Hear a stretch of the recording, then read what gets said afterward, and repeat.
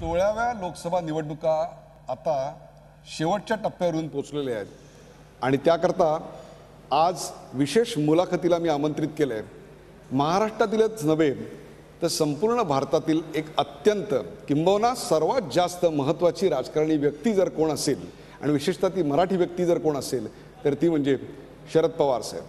आज झी 24 तासमध्ये या मुलाखती करता मी त्यांना विशेष रीतीने आमंत्रित केलेलं आहे. तुमच्या सर्वांच्या वतीनं पवार साहेबांचं मी स्वागत करतो. पवार साहेब आपलं स्वागत. थँक्यू. 16व्या लोकसभेला निवडणुकीला सामोरं जाताना या देशासमोर कोणकोणते प्रश्न आहेत असं आपल्याला वाटतं? या निवडणुकीमध्ये माझ्यासमोर सगळ्यात मोठा प्रश्न हा आहे की या निवडणुकीच्या नंतर देशाला स्थिर सरकार कसं मिळणार. आज सगळ्या जगाची अर्थव्यवस्था एका संकटाच्या काळातून जाते.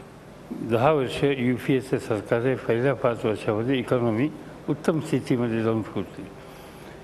या 5 वर्षामध्ये इकॉनॉमीवर काही ना काही परिणाम झाला आणि त्याचं प्रामुख्यानं भारताच्या बाहेर जे दुनियामध्ये जी स्थिती आहे त्याचे काही ना काहीतरी परिणाम कुठल्याही देशावर होत असतात ते आपल्याला झाले. आणि अशा स्थितीतून देशाला बाहेर काढलं पाहिजे. अर्थव्यवस्था मजबूत केली पाहिजे. मूलभूत प्रश्न लोकांचे सोडवले पाहिजेत आणि विकासाचा वेग हा कायम ठेवला पाहिजे.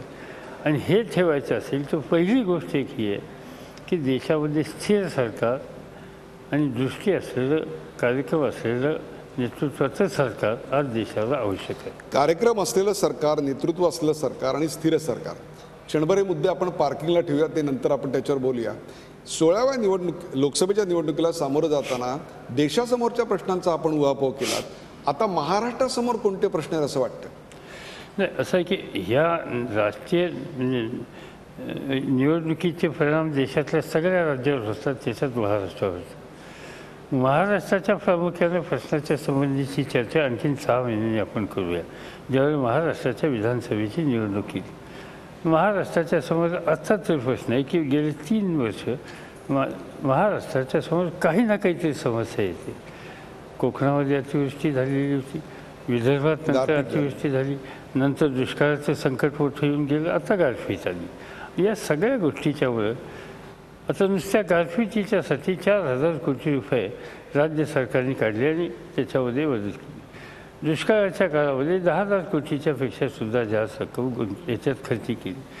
ही जी एक भांडवली गुंतवणूक तयार करून एक ॲसेट निर्माण करण्याच्या संबंधीची जबाबदारी कुठल्याही राज्य सरकारची असते, त्याच्याऐवजी लोकांना या संकटातून वाचवण्याच्यासाठी ही गुंतवणूक करायला लागली, त्यातनं ॲसेट निर्माण नाही झाली. ही गोष्ट खरी आहे की 10 लाख किंवा 5 लाख जनावरांना वाचवण्याच्यासाठी सरकारला यश आलं, पण त्याच्यासाठी जे शेकडो कोटी किंवा 1000 कोटी खर्च झाले असते, समजा त्याच्यातूनच थोडे पाटबंधाऱ्याचे प्रकल्प उभे करायला मदत झाली असती तर याची उपयुक्तता कायमची झालेली असते. आणि म्हणून आज महाराष्ट्र या संकटातून येतो आहे. पुन्हा एकदा महाराष्ट्राचं अर्थकारण आणि विकासाचा वेग हा स्थिरतावर करणं हे आव्हान महाराष्ट्राच्या समोर आहे. देशाबद्दल बोललो, महाराष्ट्राबद्दल बोललो. आता महाराष्ट्रातला एक महत्त्वाचा राजकीय पक्ष म्हणजे राष्ट्रवादी काँग्रेस. NCP समोर या निवडणुकीला सामोरं जाताना कोणती आव्हानं आहेत असं वाटतं? असं आहे की एक तर NCPच्या समोर या निवडणुकीला एक मर्यादित जबाबदारी आहे. त्याचं मुख्य कारण आम्ही 21 जागा लढवतो आहे इथं आणि NCP आणि काँग्रेस एकत्रित ही निवडणूक लढवतो आहे. आमचा कार्यक्रम एकत्रित आहे, निवडणुकीची मोहीम आमची एकत्र आहे, प्रयत्न एकत्र आहेत, एकमेकाला सहकार्य करण्याच्या संबंधीची भूमिका आहे. या निवडणुकीमध्ये मला असं चित्र दिसतं आहे की NCPची परिस्थिती मागच्या निवडणुकीच्यापेक्षा सुधारेल. लोकसभेमध्ये आम्ही जाऊन काही त्या ठिकाणी पर्याय देण्याच्या परिस्थितीमध्ये नाही आहोत किंवा तिथलं सरकार बनवण्याच्यामध्ये काही हातभार आमचा असेल पण तो खालीचा वाटा असेल. नाही, सवाल असा आहे पवार साहेब की निवडणुकीला सामोरं जाताना नेमके 2-3 कळीचे महत्त्वाचे प्रश्न कोणते आहेत या राज्यातले असं वाटतं NCPला आत्ता? मी या सर्व निवडणुकीच्याकडे राज्यातले प्रश्न हे बघून लक्षात घेऊन जाऊच इच्छित नाही. मी या निवडणुकीला लोकसभेची निवडणूक असल्याच्यामुळं ही निवडणूक लोकसभेची देशाच्या भवितव्याच्या दृष्टीने अत्यंत महत्त्वाची मला स्वतः वाटते. मला एकच हवं आहे की या देशामध्ये जो एक जाणीवपूर्वक विचारपूर्वक पार्लमेंटरी डेमोक्रेटिक सिस्टीम जी आपण स्वीकारली ती जतन झाली पाहिजे एक. आणि दुसरी गोष्ट, या देशामध्ये आपण सेक्युलरिझमची जी कन्सेप्ट स्वीकारली की समाजातल्या सगळ्या थरातल्या वर्गातल्या धर्माच्या भाषेच्या लोकांना विश्वास देण्याच्या संबंधीची जबाबदारी राज्यकर्त्यांची देशाच्या आहे.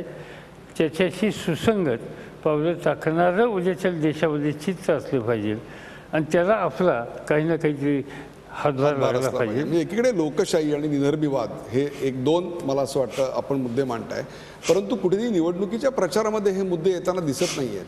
आत्ता निवडणुकीच्या प्रचारात मुद्दे येत आहेत ते म्हणजे स्मारकाचे मुद्दे येत आहेत. मग ते शिवाजी महाराजांचं स्मारक असेल, मग ते किती उंच असावं, समुद्रात असावं, ते असावं का नसावं, त्याला राज ठाकरेंनी केलेला विरोध. तर दुसरीकडे बाळासाहेबांचं स्मारक, मग त्यावेळेला त्या स्मृती दिनाच्या वेळी पवारसाहेब आले होते, ते काय म्हणले, मग त्याच्यावर तुमचं स्पष्टीकरण. या सगळ्यामध्ये लोकशाही आणि निधर्मीवाद कुठे येत आहेत? आम्हाला तर प्रश्न दिसतात स्मारकाचेच आहेत. महाराष्ट्रासमोर गरिबी नाही आहे, महाराष्ट्रासमोर गारपीट नाही आहे. माझ्या दृष्टीनं स्मारकाचा प्रश्न हा निवडणुकीचा अजिबात प्रश्न नाही आणि म्हणून आम्ही कोणी त्या संबंधीची चर्चासुद्धा करत नाही, बोलत सुद्धा. ठीक आहे, शिवाजी महाराजांचं स्मारक हवं ही जनतेची इच्छा असेल तर त्या संबंधीचे काही निर्णय. पण ते बेटावरच व्हायला हवं असं वाटतं का गड किल्ल्यांवर व्हायला हवं? ते कुठेही करता येईल, त्याच्यामध्ये काही बेटावर म्हणजे आपण बेटांबद्दल आग्रही नाही आहात? नाही, मला स्वतःला माहिती नाही. मी कुठे असं वाचण्यात आलं की त्याला काही 1000 कोटी रुपये त्याला खर्च आहे म्हणून. मला स्वतःला, मी काही मुख्यमंत्र्यांशी बोललो नाही किंवा राज्य सरकारकडनं समजून घेतलं नाही. पण जनरली अशा सगळ्या स्मारकाच्या संबंधी मला काही फारशी आस्था नसते. म्हणजे अशा स्मारकाच्यापेक्षा एखादं आणखी मोठं शैक्षणिक दालन उभं केलं आणि त्यातनं नवी पिढी महाराष्ट्राची तयार झाली तर मला असं वाटतं तिची उपयुक्तता अधिक आहे. याचा अर्थ मी शिवाजी महाराजांचा अनादर करत नाही.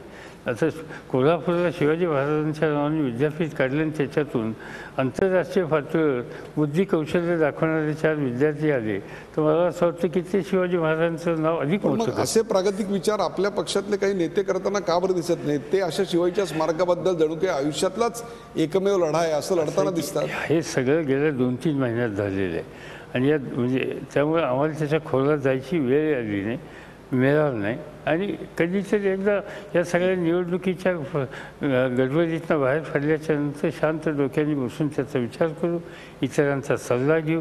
त्याच्यामध्ये सारं करायचं असेल तर योग्य सारं करण्याच्या दृष्टीनं काय पावलं टाकायची असतील, पण त्याच्यासाठी किती वेळ, किती खर्च आणि किती या सगळ्या गोष्टीला आपण प्राधान्य, या सगळ्या गोष्टीचा विचार हा निश्चितपणाने करावा लागेल. पवारसाहेब, मी हे का विचारतोय तर केवळ एक प्रश्नाला प्रश्न किंवा वादाला वाद म्हणून नाही आहे, तर प्रत्येक निवडणुकीच्या तोंडावर मागच्या 2 निवडणुका मी बघतोय शिवाजीच्या स्मारकाचा, यांच्या स्मारकाचा, बाबासाहेबांच्या स्मारकाचा असे प्रश्न पुढे येत राहतात.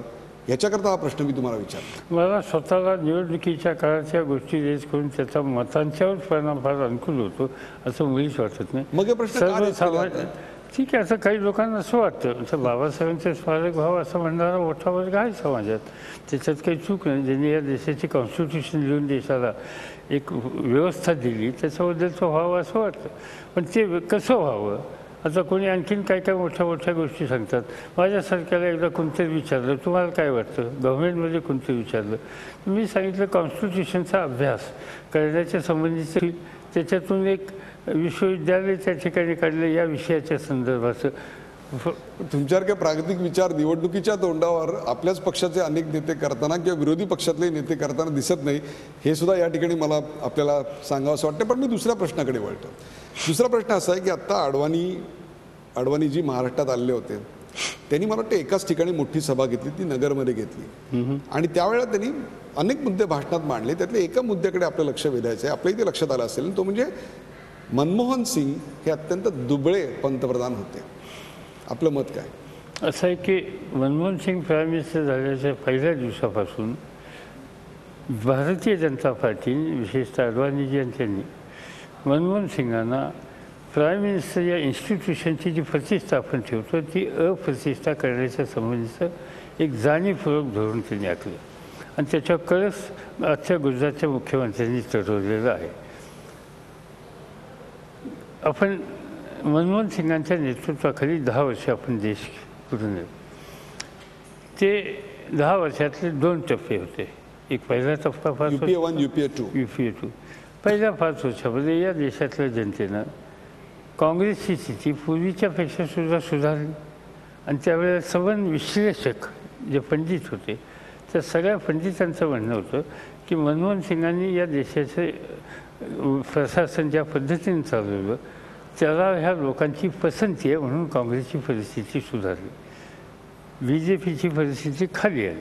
बरोबर. आणि म्हणून हे जे देशातले लोक मान्य करतात आणि नुसतंच मान्य करत नाही तर पाठिंबा देतात, मग यात प्राईम मिनिस्टरला दुबळं कसं प्राईम मिनिस्टर म्हणायचं.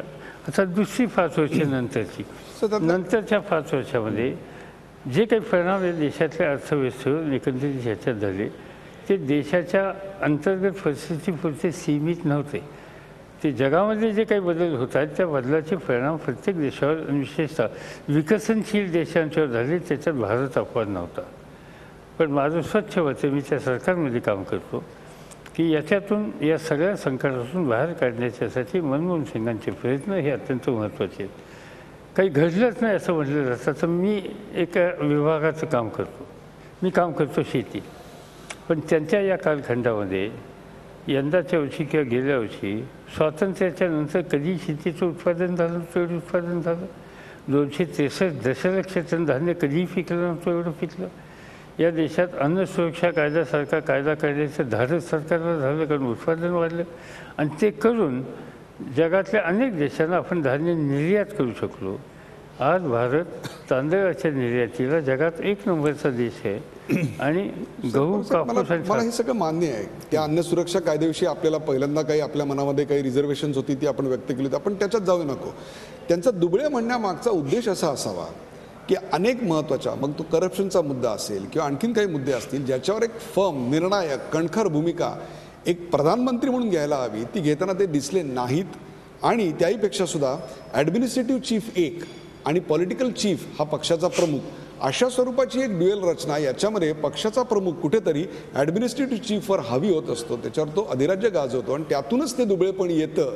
कारण त्याच्या मागे जनाधार नाही. म्हणजे तुमच्या बाबतीत असे प्रश्न निर्माण होऊ शकत नाहीत कारण तुम्हाला महाराष्ट्रामध्ये प्रचंड मोठा जनाधार आहे. 2 गोष्टी आहेत त्याच्यामध्ये.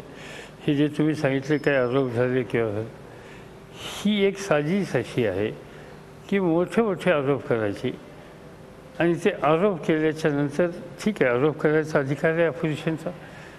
त्यांनी तो प्रश्न एखादा असेल एखाद्या मंत्रालयाच्या संबंधी, मिनिस्टरच्या संबंधी, विभागाच्या संबंधी 100% लोकशाहीमध्ये तो रेज करण्याचा त्यांचा अधिकार आहे. पण व्यासपीठ कोणतं? पार्लमेंट. पण पार्लमेंटमध्ये हा इश्यू रेज करून द्यायचा नाही, त्याची चर्चा करून द्यायची नाही, हाऊसचं कामकाज बंद करायचं. जर कोणी हे केलेलं असेल तर त्यांना हाऊसमध्ये एक्सपोज करा ना. हाऊसमध्ये एक्सपोज करून जनतेच्या समोर ते चित्र आणा. पण ते जनतेच्या समोर डिस्कशनच होऊ नये या प्रकारची भूमिका घेतली गेली. याचा अर्थ हा फक्त मोठे आरोप करायचे, वातावरण तयार करायचं आणि त्याच्यातून जनमानसामध्ये एक संभ्रम निर्माण करण्याच्या संबंधीची एक भूमिका जाणीवपूर्वक घेतली. ही स्ट्रॅटेजी होती. मी काही त्यांना दोष देत नाही, त्यांनी ही स्ट्रॅटेजी घेतली आणि त्यामुळे त्याचं उत्तर मनमोहन सिंगांना द्यायला मर्यादा आल्या. एक. आणि दुसरी गोष्ट अशी आहे की प्रशासनावर त्यांचं नियंत्रण नव्हतं हे मला पटत नाही. मी गव्हर्नमेंटमध्ये आहे, आधी फक्त एकच आहे, काही लोक मृदूभाषी असतात, काही लोक त्यांची एक दाखवण्याची एक सभ्यपणा सुसंस्कृतपणा याच्या एका लिमिटच्या पुढं जाऊन बोलण्याच्या संबंधीची किंवा वागण्याच्या संबंधीची पद्धत नसते. हजारो सवालों से बेहतर है मेरी खामोशी, न जाने कितने सवालों की आबरू रख दी. आणि शेवटची ही गोष्ट आहे की ही गोष्ट खरी आहे की मनमोहन सिंग हे अर्थतज्ञ आहेत, प्रशासक आहेत.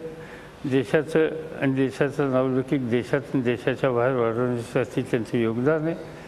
पण मी जसा मासमधनं जाऊन निवडणुका लढणारा माणूस आहे किंवा लोकांच्यात जाणार आहे तसं नाही. ते काही काही लोकांचं वैशिष्ट्य असतं की ते या बाबतीत कदाचित कमी असतील कारण त्यांची पार्श्वभूमी ही एक स्कॉलर म्हणून आहे. माझी काही पार्श्वभूमी स्कॉलर म्हणून नाही.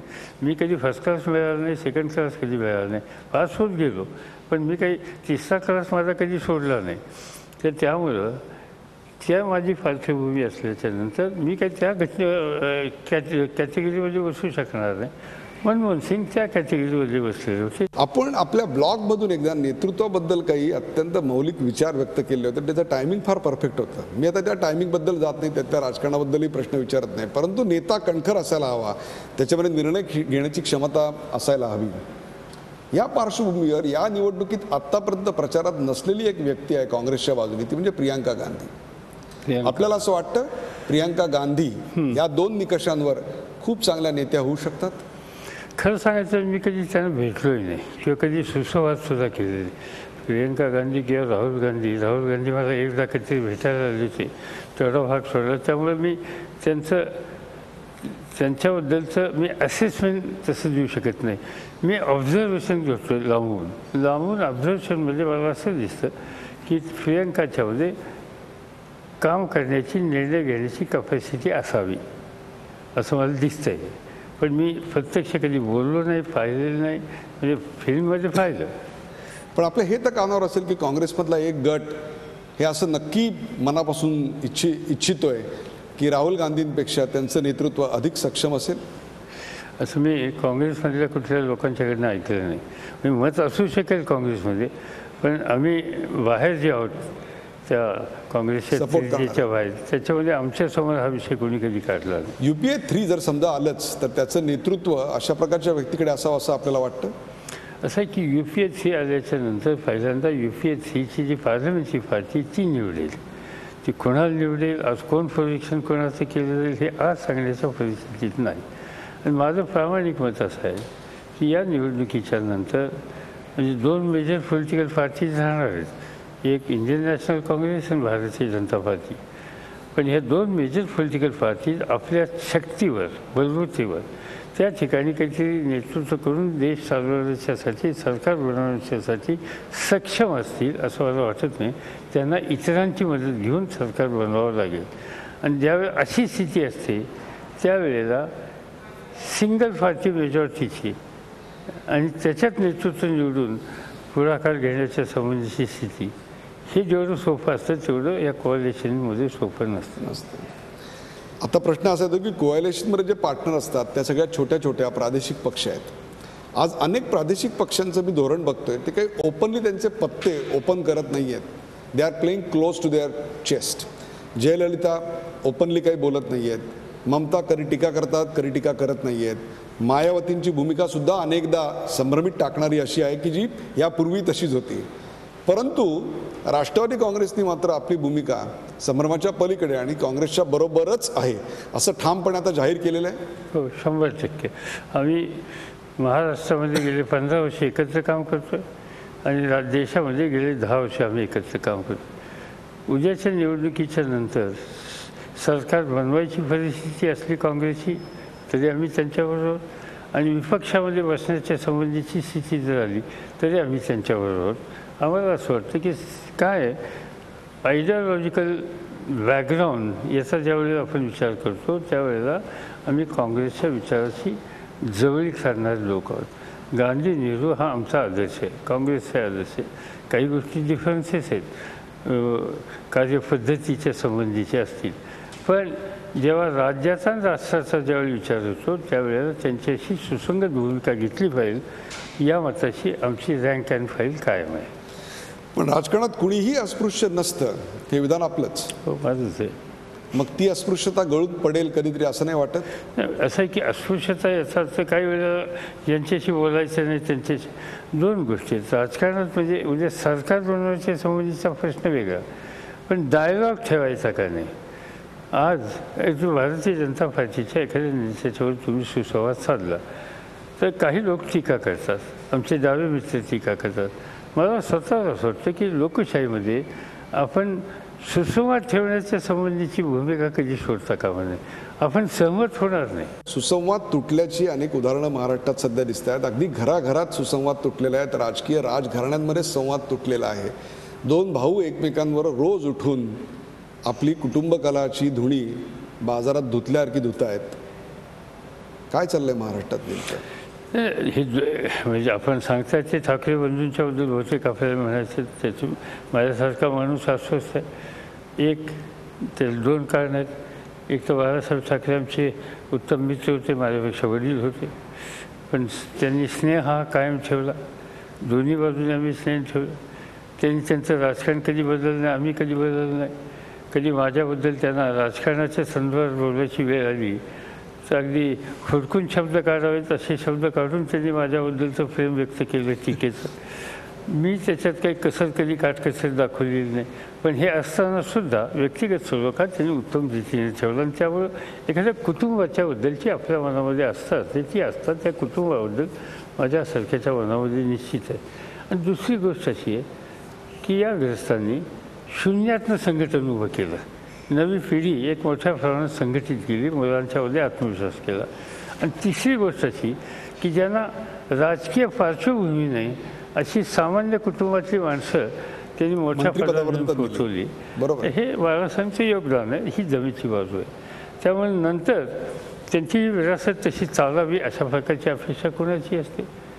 काही घडलं असेल त्यांच्यामध्ये 2 भाग झाले आणि ते भाग होताना थोडंसं परस्परांच्या संबंधीची बोलताना जी काळजी घ्यायला पाहिजे ती काळजी घेतली जात नाही. आणि त्यामुळे तुम्ही म्हणता तशा प्रकारचं चित्र यात समोर येतं. तशीच काळजी धनंजय मुंडे सुद्धा घेताना दिसत नाही आहेत. मला असं दिसत नाही. धनंजय मुंडेंनी राजकीय निर्णय घेऊन त्यांनी एका पक्षाचा स्वीकार केलेला आहे. आणि धनंजय मुंडे हे तसे एक तालुका जिल्हा पातळीवर काम करणारे कार्यकर्ते. ते समोर राज्याचं नेतृत्व करण्याच्या संबंधीची भूमिका मांडण्याचा प्रयत्न कधी करत नाही. तुम्ही जे पहिले उदाहरण सांगितलं हे दोघंही राज्याचं नेतृत्व करण्याच्या संबंधीची भूमिका त्यांनी ठेवली. त्यांचं संघटन आहे तसं आपण नाही असं सुद्धा म्हणता येईल. परंतु या निवडणुकीमध्ये राज ठाकरे यांना कमी लेखून चालणार नाही आपली भूमिका आजही कायम आहे. कारण ज्या पद्धतीनं त्यांच्या सभांना प्रतिसाद मिळतोय म्हणजे सभेची गर्दी याच्यावर मी जात नाही. मी ज्यावेळी सभेत बोलायला उभं राहतो त्यावेळेला किती लोक आहेत हे महत्त्वाचं असतं. पण त्याच्यापेक्षा समोरच्या माणसाचा चेहरा, त्याचे डोळे, त्याची प्रतिक्रिया ही मला सांगून जाते की याच्यात साधारणतः त्यांची मानसिकता काय. राज ठाकरेंच्या सभांमध्ये मला असं जाणवतं की ती जी समोर बसलेला संच आहे तो त्यांच्या विचाराच्यासाठी काही करायला तयार असावा अशा प्रकारची भावना त्या ठिकाणी व्यक्त करतो. आणि असं चित्र ज्यावेळेला असतं त्यावेळेला त्या विचाराला, पक्षाला, संघटनेला दुर्लक्ष करणं हे शहाणपणाचे लक्षण. 16व्या लोकसभेत त्यांचा खातं उघडलेलं असेल असं वाटतं आपल्याला मनसेचं? सांगता येत नाही, पण तो एक महत्त्वाचा घटक असेल असं दिसतंय. ही संपूर्ण निवडणूकच व्यक्ती केंद्रित झालं नाही असं नाही वाटत की मुद्दे येत नाही आहेत, व्यक्ती स्वरूपाचा प्रचार आहे. मग ते 2 भावाभावांमधलं भांडण असेल किंवा व्यक्तिगत ब्रँडिंग चालू आहे, नमो वर्सेस रागा असेल किंवा 2 व्यक्तीच एकमेकांशी लढतायत. कसं झालं की आत्तापर्यंतच्या अनेक निवडणुकीमध्ये निवडणुकीच्या कॅम्पेन झाल्या, भूमिका घेऊन लोकांनी दौरे केले.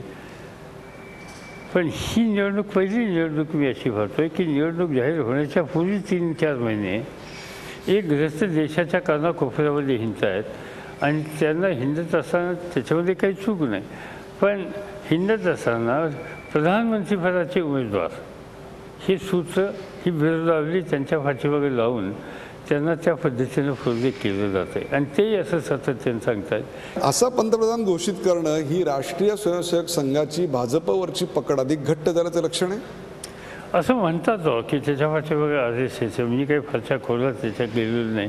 माझ्या वाचनात तशा प्रकारचे चित्र आलेले आहे. आपल्याला काय वाटतं? मला स्वतःला असं वाटतं की लोकांचा जो अधिकार आहे निर्णय घेण्याच्या संबंधीचा, तो अधिकार कोणीतरी चिरावून घेऊन लोकांना विश्वासात न घेता कोणाला तरी प्रोजेक्ट करायचं असेल तर माझ्या मते ही लादण्याची प्रक्रिया आहे. ही लागण्याची प्रक्रिया याचा अर्थ संसदीय लोकशाही ही दुबळी करण्याची प्रक्रिया आहे. अशा प्रकारे लादलेल्या नेतृत्वाला पक्षातूनच ऐन वेळी विरोध होऊ शकतो. जी काही त्या पक्षाची स्थिती आहे आणि मगाशी तुम्ही राष्ट्रीय स्वयंसेवक संघाचा उल्लेख केला की त्यांचा पाठिंबा असावा, ही वस्तुस्थिती जर असेल तर मला वाटत नाही कोणी धाडस दाखवेल. एवढी पकड पोलादी असं वाटतं आपल्याला? असं वाटतं मला की त्याच्यात ते कोणाचं. आणि असं आहे की मोदी स्वतःसुद्धा, मी जे गुजरातमध्ये बघतो, मी गुजरातमध्ये मी पहिल्यांदा काल त्यांचे स्टेटमेंट वाचले की हे टीमवर्क आहे. पण मी गेल्या 10 वर्षात मी केंद्रामध्ये, मी राज्याच्या सगळ्या मुख्यमंत्र्यांशी माझा संबंध येतो. मी त्या राज्याचा मुख्यमंत्री कोणत्या पक्षाचाही कधी बघत नाही. त्या राज्याच्या हिताचा विचार असेल तर त्याला सहकार्य करतो. त्या भावनेने मी अनेक गोष्टी बघतो. पण इतक्या वर्षामध्ये मी शेतीमंत्री म्हणून त्या ठिकाणी चर्चेला गेल्याच्या नंतर मला कोणी दुसरे लोक जे चर्चेला आलेले दिसले नाहीत, किंवा दिसले तर त्यांनी काही आपलं मत त्या ठिकाणी मांडलं असं दिसलं नाही. सरकार म्हणजे एका व्यक्तीचं सरकार आहे असं चित्र आम्ही त्या ठिकाणी पाहतो. ही गोष्ट भारतीय राजकारणाला अत्यंत धोकादायक आहे. जो पहिला मुद्दा आपण मांडला होता की या देशासमोरचं सर्वात मोठं आव्हान 16व्या लोकसभेला जाताना हे फक्त आणि फक्त एका लोकशाही तत्वांचंच किंवा निधर्मीवादाचं आहे. 100% अत्यंत महत्त्वाचं आहे. कारण शेवटी असं आहे, काही सत्तेचे काही गुण आणि दोष असतात. सत्तेचा एक चमत्कार दोष असतो किंवा प्रवृत्ती असते एकवटाची, कॉन्सन्ट्रेट होण्याची. आणि कॉन्सन्ट्रेट झालेली शक्ती, एकवटलेली सत्ता ही कधी ना कधी भ्रष्ट होते. आणि म्हणून सत्ता ही कधी केंद्रित असता कामा नये, ती अधिक लोकांच्या हातामध्ये असली पाहिजे. हे संसदीय लोकशाहीचं मूलभूत सूत्र आहे. तेच मूळ विस्कटलं गेलं आणि एकाच्याच हातात ती सगळी सत्ता आली तर आपण म्हणतात तशा प्रकारे चिंताजनक परिस्थिती निर्माण होऊ शकते. केंद्र पण शरद पवार साहेब आपल्याकडे भरपूर आहेत. त्याच्यामध्ये रामदेव बाबा आहेत, अण्णा हजारे आहेत, त्यांची अनेक विषयांवरची छान छान मतं आहेत. त्यांचा एक फॉलोअर गट आहे. असं आहे की म्हणजे त्यांनी कुणाची काही मतं असली तर त्याच्यात काही गैरबाजू नाही. त्याचा दबाव पडतोय, त्याचा प्रभाव पडतोय. तेच ना, मतं असली किंवा एखाद्या योग्य धोरणाच्या संबंधीचा आग्रह कुणाचा काही असला तर त्याच्यामध्ये काही गैरबाजू नाही. पण मी सांगतो ते स्वीकारलं पाहिजे. या प्रकारचा हट्टीपणा जर कुणाचा असेल तर ती स्थिती काही फारशी योग्य नाही आहे. अशी सत्ताबाह्य केंद्र सक्षम होण्याचं, ताकदवर होण्याचं एक कारण म्हणजे केंद्रातलं नेतृत्व दुबळं होतं, त्याच्यामुळे हे झालेलं आहे किंवा विरोधक दुबळे होते. प्रश्न तो केंद्राचाच असं नाही की खरं सांगायचं म्हणजे सत्ताधारी पक्ष जो असेल त्याला विरोध करण्याच्या संबंधीची किंवा त्याच्यावर निगराणी ठेवण्याच्या संबंधीची जबाबदारी ज्यांच्यावर असते, ती निगराणी ठेवण्याच्यासाठी ज्यावेळेला कमी पडतात त्यावेळी मग असे फोर्सेस पुढे येतात. आणि म्हणून संसदीय लोकशाहीमध्ये जसं सत्ताधारी पक्ष महत्त्वाचा आहे तितकाच किंवा त्यापेक्षा 2 पावलं आधी हा विरोधी पक्ष महत्त्वाचा आहे. आणि उद्या जर वेळ आली तर UPA ती भूमिका सुद्धा तितक्याच सक्षमपणे बजावेल. आम्हा लोकांचा तर प्रयत्न असेल की सरकार बनवायची वेळ आली तर सरकार प्रभावीपणे चाललं. लोकांनी विपक्षात बसायची संधी आली तर विपक्षात बसणं याचा अर्थ कमीपणा नाही किंवा आपल्याला लोकांनी काहीतरी त्यात जे ठरवलं हे नाही. तेही काम उत्तम रीतीने करता येतं. महाराष्ट्रात मी 4 वेळी विरोधी पक्षाचा नेता होतो. महाराष्ट्रात 4 वेळा विरोधी पक्षांचा नेता होतो. यावेळी सर्वसहमतीचं नेतृत्व जर घ्यायची वेळ आली आणि तशी जर संधी महाराष्ट्रातल्या एका नेत्याला म्हणजेच शरद पवार यांना उपलब्ध झाली तर शरद पवार यांची भूमिका नेमकी काय असेल? राष्ट्रीय पातळीवर मर्यादित जागा असल्याच्या नंतर तशा प्रकारची भूमिका सुचवण्याचा आग्रह कोणी केला एकत्रित तरी सर्व तो आग्रह स्वीकारणं फारसं योग्य नाही. त्याचं कारण इतिहास आहे. देवेगौडा होते, IK गुजराल होते, पण त्यामुळे ते गुजराल किती दिवस राहिले आणि गुजरालांचं स्थान काय झालं ह्याही गोष्टी आपण असं आहे की प्रशासनाचं नेतृत्व करायचं असेल तर मजबूतीने निर्णय घेता आले पाहिजेत. निर्णय घेण्याच्यासाठी स्ट्रेंथ पाहिजे, नंबर पाहिजे. तुम्हाला प्रत्येक निर्णयाच्यासाठी कॉम्प्रोमाइज करायची वेळ येते त्यावेळेला ते प्रशासन प्रभावी होऊ शकत नाही.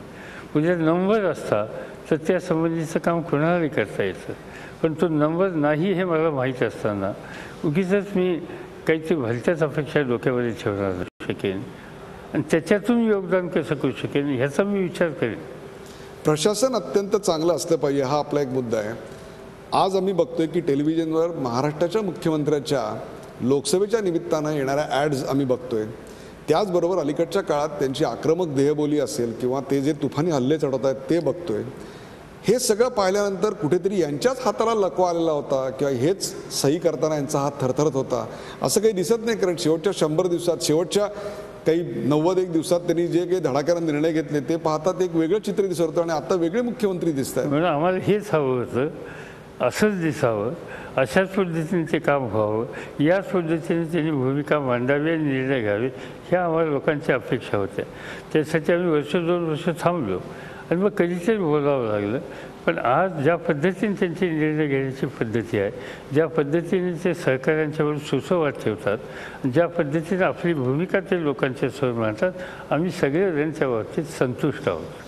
तुम्ही संतुष्ट असाल, परंतु 16व्या लोकसभेमध्ये होणारं मतदान हे महाराष्ट्र राज्य सरकार आहे त्याच्या कारभारावरची लोकांनी दिलेली कॉमेंट आहे असं नाही का वाटणार आपल्याला? हे मी पुन्हा सांगितलं की ही निवडणूक लोकसभेची निवडणूक आहे. राज्याच्या कामाचा काही ना काहीतरी परिणाम त्याच्यात दिसणारच नाही असं मी म्हणणार नाही. पण मी जे फिरतो, मी आता एक 15-16 जिल्ह्यात जाऊन आलो. आता मी माझ्या पक्षापुरतंच बोलतो, कारण मी माझ्या पक्षासाठी सध्या फिरतो आहे. उद्यापासून मी फिरतो आहे, त्याच्यामध्ये काँग्रेसच्याही काही मतदारसंघामध्ये मी जाणार आहे. पण मला स्वच्छ असं दिसतंय की मागच्या निवडणुकीच्या पेक्षासुद्धा आमची स्थिती सुधारेल. पक्षातले अनेक ज्येष्ठ स्नेही आपल्याबरोबर दिलेल्या निर्णयामागे निश्चितच एक धोरण होतं, परंतु त्यातही नवीन चेहरे आम्हाला दिसत नाहीत. राष्ट्रवादीत नवीन चेहरे भाकरी फिरवली नाही तर ती करपते असं म्हणणाऱ्या शरद पवार यांच्या नेतृत्वाखाली नवीन चेहरे का बरं दिसत नाही? जे दिसतात ते राजकीय राजघराण्यातलेच आहेत. नाही, नवीन चेहऱ्याचा आम्ही परभणीचा उमेदवार विजय भांबळे तरुण मुलगा आहे, नवीन चेहरा आहे. पहिल्यांदाच निवडणुकीच्यासाठी उभा राहतो आमच्याकडनं. किंवा वीजचा आमचा उमेदवार म्हणून लोकसभेच्या कामाच्यासाठी नवीन चेहरा आहे. अशा पद्धतीनं आम्ही आता कोल्हापूरचा आमचा उमेदवार हा नवीन चेहरा आहे. अशा प्रकारची मी अनेक उदाहरणं त्या ठिकाणी. आता दिंडोरी मतदारसंघ लोकसभेचा भारती पवार MBBS झालेली एक आदिवासी मुलगी, टोटल नवीन चेहरा आहे. या प्रकारे किंवा तुम्ही जळगावमध्ये दोन्ही उमेदवार तुम्ही बघितले तर नवीन चेहरे आहेत. त्यामुळे आम्ही नवीन चेहऱ्यांना संधी निश्चितपणाने दिलेली आहे.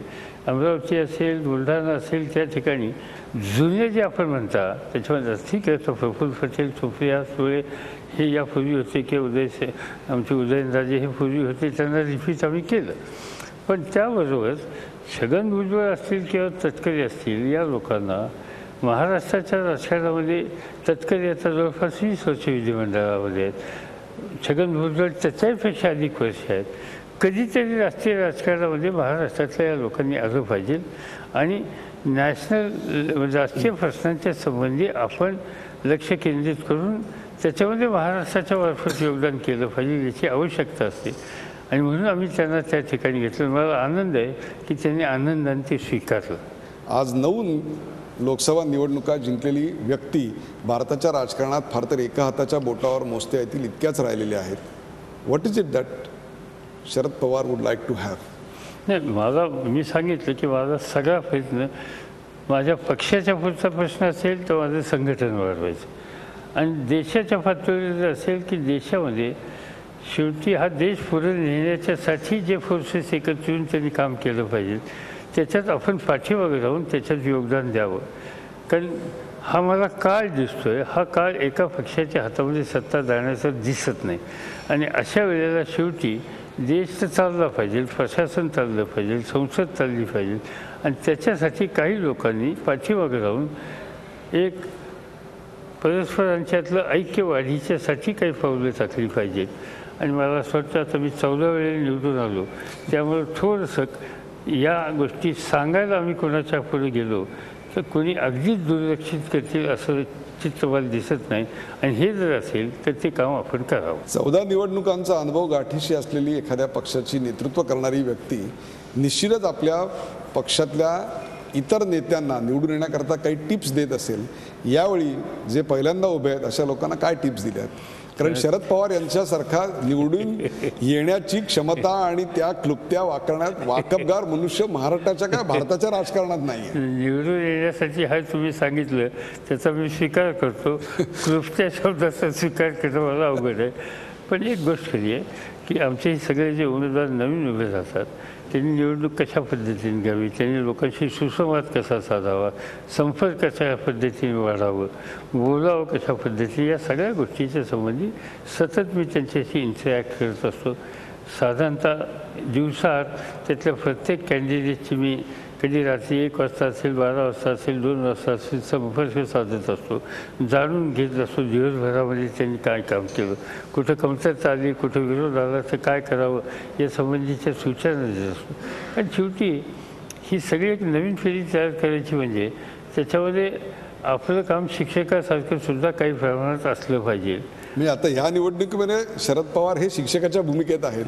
हो, कारण ते स्वतः उभे नाही आहेत, त्यामुळे त्यांना वेळ आहे, त्यांना स्वतःच्या निवडणुकीची अजिबात चिंता नाही आहे. आणि ही तशी ती याही आधी नव्हती, कारण तुम्ही शेवटच्या क्षणात फक्त बारामतीला जायचं. पण तरी तुम्हाला मी सांगतो की डायरेक्ट निवडणुकीला ज्यावेळी आपण उभं राहतं निवडून याची चिंता नसते. पण 5 वर्ष सतत टेन्शन असतं, कारण ज्यांनी आपल्याला एवढ्या विश्वासाने निवडून दिलं त्यांच्यासमोरचे काही प्रश्न उभे राहिले आणि त्यावेळेला आपण तातडीने गेलो नाही तर मी अत्यंत अस्वस्थ होतो. आणि म्हणून ती अस्वस्थता मला सध्या करायची नव्हती. आपण डायरेक्ट निवडणुकीच्यापासून बाहेर जायचा निर्णय मी त्यामुळे घेतला. पण मला असं वाटतं की राज्यसभेत जाऊन एक नवीन पिढी तयार करण्याच्या संबंधीची कामगिरी की जी महाराष्ट्राचा नावलौकिक देशाच्या संसदेमध्ये वाढवतील. एक शेवटचा प्रश्न, जर उद्या UPA 3 यायचंच झालं आणि काँग्रेसचा प्रधानमंत्री बनायचाच झाला तर काँग्रेसनी निवडलेला त्यांचा प्रधानमंत्री हा त्यांचे संयुक्त घटक असलेल्या NCPला मान्य असेल? साधी गोष्ट आहे की उद्या राष्ट्रवादी काँग्रेस पक्षाचा नेता निवडायची वेळ ज्यावेळी येईल तो राष्ट्रवादी काँग्रेस पक्षाचे सदस्यच निवडतील. तिथं काँग्रेस किंवा मित्र पक्षांचा सल्ला घेण्याचं काही कारण नाही. तसं काँग्रेस पक्ष त्यांचा नेता निवडायचा अधिकार हा त्यांचा अबाधित आहे आणि लोकशाहीमध्ये त्या पक्षानं आपला नेता निवडल्याच्यानंतर त्यांच्या निवडणुकीच्या माध्यमातून निवडलेल्या नेत्याच्या संबंधीची एक ॲक्सेप्टेबिलिटी ही आम्ही सगळ्यांनी दाखवली पाहिजे. NDAला जास्त जागा मिळतील असं आपण म्हणलेलं आहात, याचा अर्थ म्हणजे भाजपला जास्त जागा मिळतील असं म्हणलेलं आहात, याचा अर्थ ज्याला जास्त जागा मिळतील त्याच्याकडे इतर अनेक पक्ष लगेच अट्रॅक्ट होतील असं मला वाटत नाही. मी एकच सांगितलं की काँग्रेस आणि BJP हे 2 मेजर पॉलिटिकल पार्टी देशामध्ये राहणार आहेत आणि त्याच्यामध्ये कदाचित काँग्रेसच्यापेक्षा 2 जागा 4 जागा BJPला जास्त मिळण्याची शक्यता नाही. एवढ्याच म्हणजे काही जागा जादा मिळण्याची शक्यता नाकारता येत नाही. हे जरी खरं असलं तर त्या जागा आपल्या स्वतःच्या ताकदीवर सरकार बनवण्यासाठी पुरेशा असणार नाहीत, त्याला अन्यांची मदत घ्यावी लागेल. आणि म्हणून या निवडणुकीमध्ये प्रादेशिक शक्ती ज्या आहेत त्या अत्यंत महत्त्वाच्या ठरणार आहेत आणि त्या प्रादेशिक शक्ती उद्याच्याला भाजपला 10 जागा जास्त मिळाल्या तर लगेच त्यांच्याबरोबरच जातील हे खरं नव्हे. या निवडणुकीमध्ये प्रादेशिक शक्तींना अत्यंत महत्त्व असेल आणि ज्या पक्षाला सर्वात जास्त जागा मिळतील त्यांच्याबरोबर प्रादेशिक पक्ष जातील अशा भ्रमात राहण्याचं काम नाही. त्यावेळची गणितं अत्यंत वेगळी असतील. आज झी 24 तासच्या प्रेक्षकांसाठी शरद पवार यांनी त्यांच्यावरच्या अनेक प्रश्नांना उत्तर दिली. भावाभावातली भांडणं असतील, शिवाजी महाराजांचं स्मारक असेल, बाळासाहेबांचं स्मारक असेल, या देशापुढचे महाराष्ट्राच्या पुढचे आणि NCP समोरची नेमकी आव्हानं आणि प्रश्न यांचा उहापोह केला. त्याचबरोबर मोदी यांच्याबद्दलची त्यांची मतही व्यक्त केली तर मुख्यमंत्र्यांच्या कारभारालाही त्यांनी एक प्रकारे दिलखुलास अशी दादही दिली आणि असे मुख्यमंत्री 5 वर्ष लाभले असते तर बरं झालं असतं अशा प्रकारचंही मला असं वाटतं त्यांनी विधान या ठिकाणी केलं. या सगळ्या प्रश्नांना अत्यंत मोकळेपणाने उत्तर दिलीत. शरद पवार साहेब, झी 24 तासच्या प्रेक्षकांतर्फे या मुलाखतीबद्दल आपले आभार. धन्यवाद.